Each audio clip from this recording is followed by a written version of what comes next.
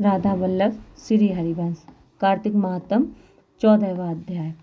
दैत्य जलंधर से चले करने युद्ध गणेश, कार्तिकेय संगड़ लिए दहाए कर आवेश।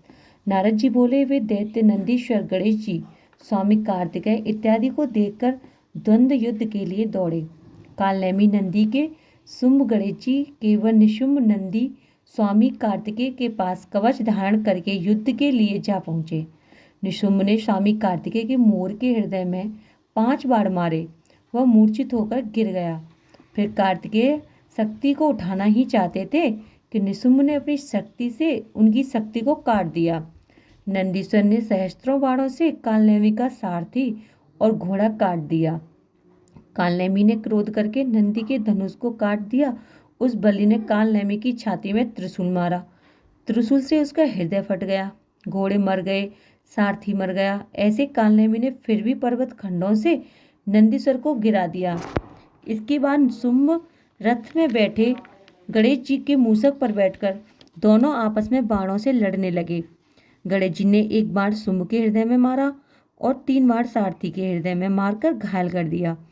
फिर शुंभ ने भी कुपित होकर मूषक और गणेश जी को बाण मार मेघ की तरह गर्जना की।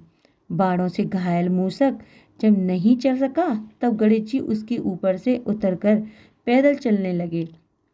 फिर गणेश जी ने फरसा मारकर शुंभ को पृथ्वी में गिरा दिया और आप मूषक पर बैठ गए। कालनेमी और निशुंभ दोनों ही बाणों से गणेश जी को मारने लगे।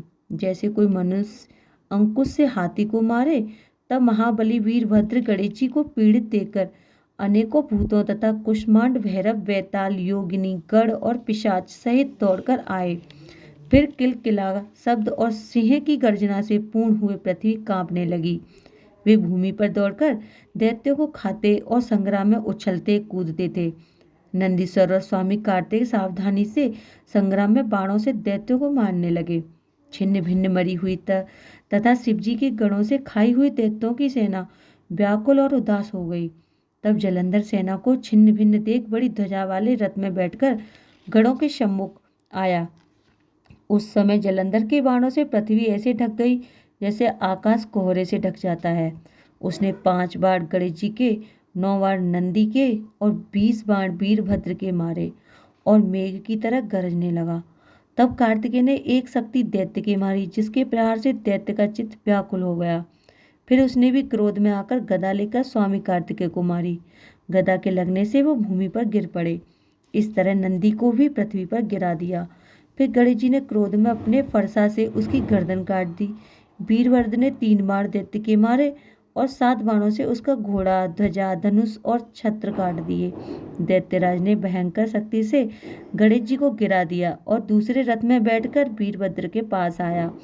सूर्य के समान तेज वाले वीर आपस में लड़ने लगे। वीरभद्र ने बाणों से उसके घोड़े गिरा दिए और धनुष काट दिया। तब जलंधर परिघ लेकर दौड़ा। नारद जी बोले, उस दैत्य ने वह परिघ वीरभद्र के मस्तक में मारा, जिससे उसके मस्तक से लौह गिरने लगा और पृथ्वी पर गिर पड़ा। कार्तिक महात्म 14वां अध्याय समाप्त।